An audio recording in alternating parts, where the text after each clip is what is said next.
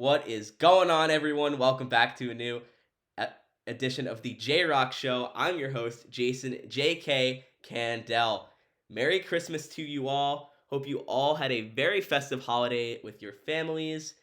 Due to the holiday, I wasn't sure if a guest was going to be able to come on to the show this week, but we made it work for y'all. Joining me for this episode is Lone Star Basketball Club head coach Brook Simpson.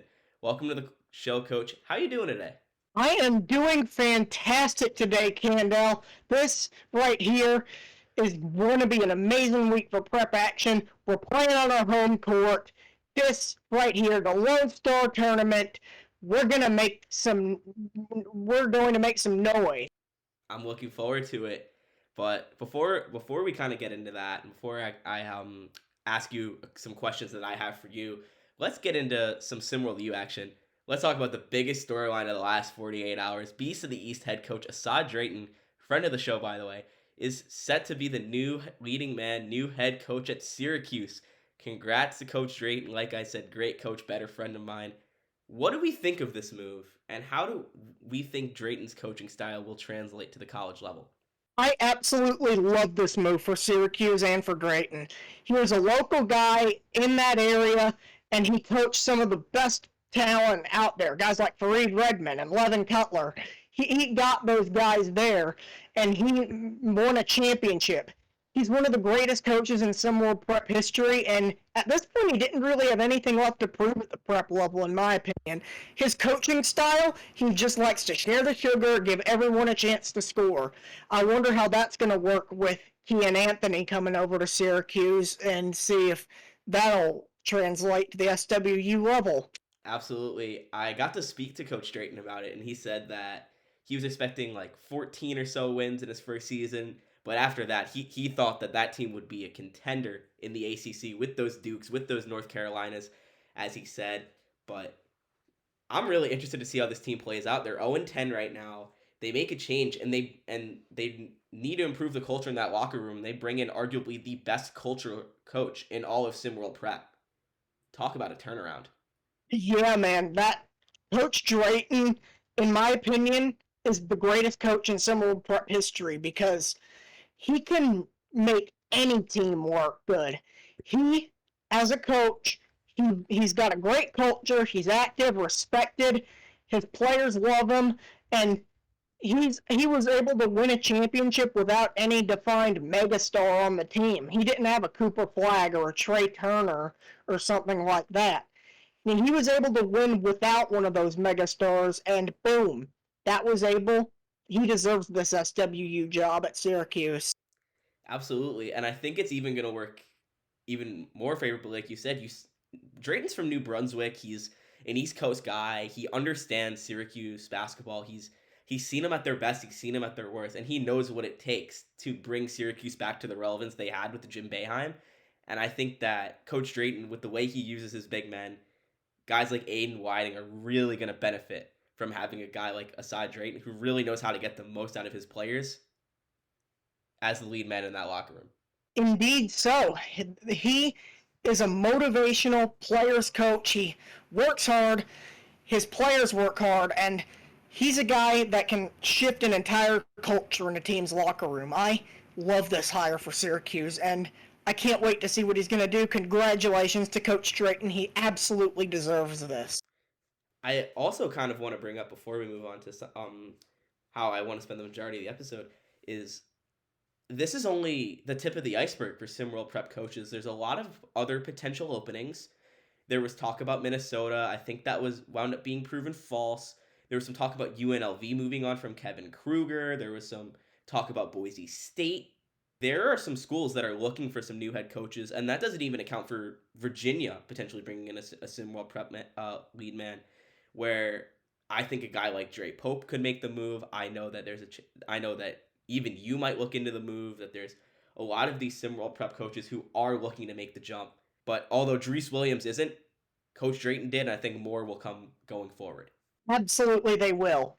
This is a huge win for the entirety of SimWorld Prep coaches. This shows that with enough work and dedication, anyone can achieve their dreams and advance to the next level. Absolutely. And let's move on.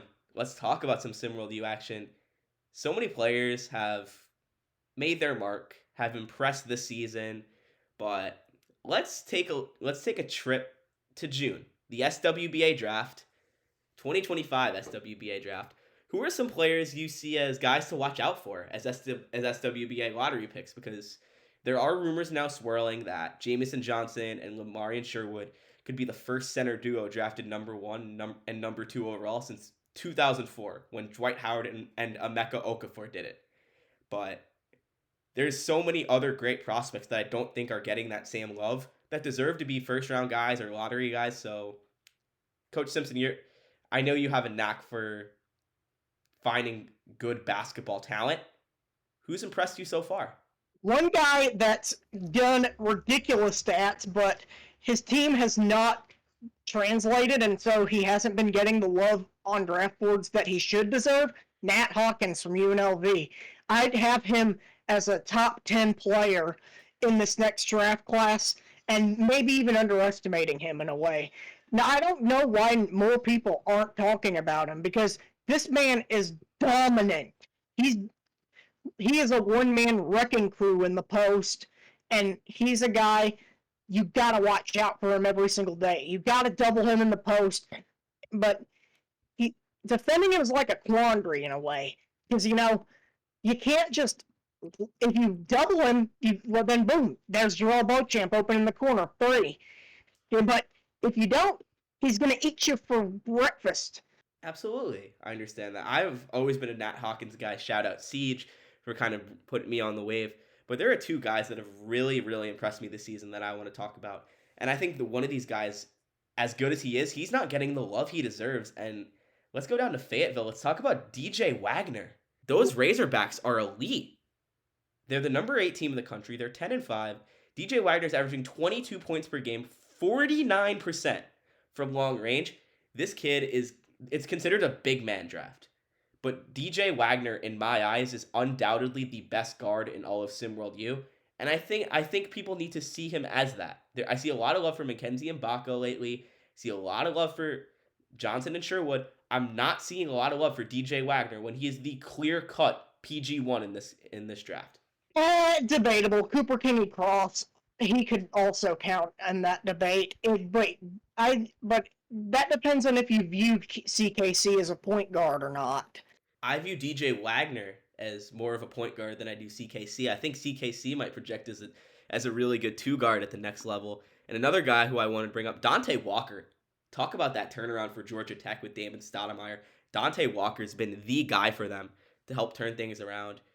You mentioned Cooper Kingy Cross. I really like Richard Pizarski at Michigan too, and Bam Wallace. There's a lot of guys who are really rising my own personal draft boards. And shout out Marsh for talking about the progressions in Bam Wallace's game. And he looks like a whole new player this year with Kasim Porter Jr. playing alongside him. That North Carolina team in general is just really good. I think they have a chance to make a deep run in Hoopsteria this year because they got talent across the board. They're a team that you can't just double anyone because everyone can cook.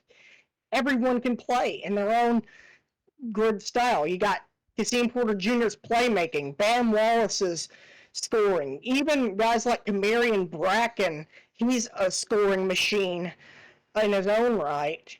You can't really stop that. And you're also including guys like Sean Hyman and Kadarius Stack Jr. on defense. Yeah, North Carolina, in my opinion, is my sleeper team so far. I understand that. I'm very high on North Carolina. There's a lot of love being given to the Dukes and the Georgia Techs, but this UNC team can show up any given night, and I expect them to end up going far come Hoopsteria, like you mentioned. But there is one player in the ACC, while we're on the topic, that I've been really impressed by, and that's Johnny Baldwin. We talk about Jamison Johnson. We talk about Lamarian Sherwood. Johnny Baldwin isn't significantly worse. He still deserves to be a lottery pick in his own right. I love seeing these old school big men just go to town down low. It makes me feel like I'm watching the 90s again. Yeah, I love the return of dominant big men because the bigs, they're proving that at the end that the basketball game isn't just 3-point shooting. like people think it is. Because like if you got guys like Lamarian Sherwood in the post, he's averaging dang near 80% from the field. Like you can't stop. You can't teach that, man. And that's why I think yes, this draft will have a 1-2 top two centers, clear cut. And yeah, and there's some guys I like that more people aren't talking about. Like, I like Aaron Lovejoy's game. I think he is a very versatile big man. He's the old school type of big that just hustles and fights for every possession. He's a great rebounder, good inside scorer, and a good defender. I have him as a first round pick. I wouldn't disagree with you on that. I talked about the other two big guards in this class. I talked about DJ Wagner. I talked about Cooper Kingy Cross. Jalen Snow is the only reason that UCLA looks like a decent team. He's averaging near 24 points per game. It's him and LaGerald Carroll, and they have nothing really else that really excites me. Between Snow, Dominic Bianco, I really love the guards in this class. Like Miami pulled off that great win over Creighton on Christmas Eve back on Tuesday night. But Miami, they have little to be excited about, but I like Bianco and I like Jermaine McLemore and what they can provide at the SWBA level. And Dominic Ifedi, if he develops a three-point shot for Minnesota, same thing with him. Dangerous. It's those type of scorers that you got to be wary of. The guys who show flashes of a three-point shot, but not consistency. If they can practice in the gym, work on that shot, then boom, you got a three-level scoring beast who's going to be a force at the next level, you know? Yeah, guys like Bianco and McLemore, guys Ifedi, and, you know, one guy that's, well, even Cooper freaking Flag, he's shown flashes of a three-pointer in his own right. He's the consensus one pick in his draft class, because, yeah, there's no stopping the demigod. Absolutely. And I've really enjoyed this SimWorld D season. It's really nice knowing that conference play hasn't even started yet. The best is only yet to come, Coach Simpson. I bet you're really enjoying what you've seen out of your former Lone Star players, Ronnie Shanahan and Arthur Lattimore. So just what have you liked what you've seen from them so far? Oh, man. Oh, their games have translated so well to the SWU level. King Arthur is still just as dominant as he was when he played for us. And that slashing inside, I think I'd go as far as to say he's the best pure athletic slasher in all of SWU. Because he's a one-way freight train. If you see him in the lane, run, because you're going to get destroyed. Ronnie Shanahan, he was also an amazing slasher at Lone Star, a good playmaker too, can play any position from the 1 to the 3, and, you know, that's if he develops a three-point shot, we could be looking at a future first-round pick right there. I really like Ronnie Shanahan, 14 a game. Like you said, only less than 20% from long range, but I'm really loving what Arthur Lattimore's done in Austin. I do have some ties to the Texas Longhorns, and they're not getting enough love for being on the tier of Duke, Alabama, and Kentucky, because they're a dangerous team, and I think they're going to end up reaching the quad come Hoops area. It's probably my own personal bias, but I got Texas winning it all this year, baby! Hook 'em horns! Bringing the personality into the studio today, Coach. I'm really enjoying it, but I'm gonna kind of change tunes a little bit. You and I have spoken plenty before. I've written articles about it where we talked about your past and how you got here, and how you have been very open about your autism diagnosis. Can you kind of shed more light on that? Well, I was diagnosed when I was about 3 or 4 years old. I was pretty much an outcast ever since I was a little kid. Because, like, other kids didn't really want to play with me, and, like, the teachers ended up screaming at me, and it kind of took a toll on my mental health, you know? And, but I'm trying to fight through it. I'm trying to change my life. I'm trying my hardest now to be the person I want to be more productive and stuff. And it can be harder with mental health, with health problems, but it's still possible in the end if you try hard enough. All right. So tell me more about how coaching has kind of helped you, I'll say, redevelop that purpose. It's given me a community. It's given me people who I know I can rely on in my team. I'm very proud of them, and they seem very supportive of me, and that's good because if I'm just sitting out here lonely with no one to talk to, then yeah, that would just wreck me even worse, you know? Absolutely. I really understand that. I'm glad that SimWorld Prep and SimWorld in general has kind of given you that outlet to make the changes you want to see in yourself. But for my final question of this episode, tell me more about. We talked about a lot of the guys you can see going in the lottery of the upcoming draft, but kind of tell me more about some players you really wish you could have had the opportunity to coach at the SimWorld U level. You know, I would have loved to coach none other than I know I coached him in prep, but coaching King Arthur and SWU, I would have loved to do that because, you know, we got a connection and he's our former superstar and the greatest player in Lone Star Basketball Club history. And if, like, I know there's still possibly a chance, but but I can't rule it out. I just want to coach some Lone Star alums and help guide them.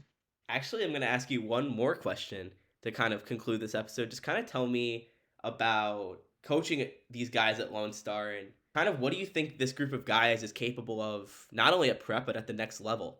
Oh, I absolutely love what our team has done because, you know, Trey DeRozan's only 15, you know, and he's already the number 8 player in the country because he can do everything. He can score inside, score outside, play good defense.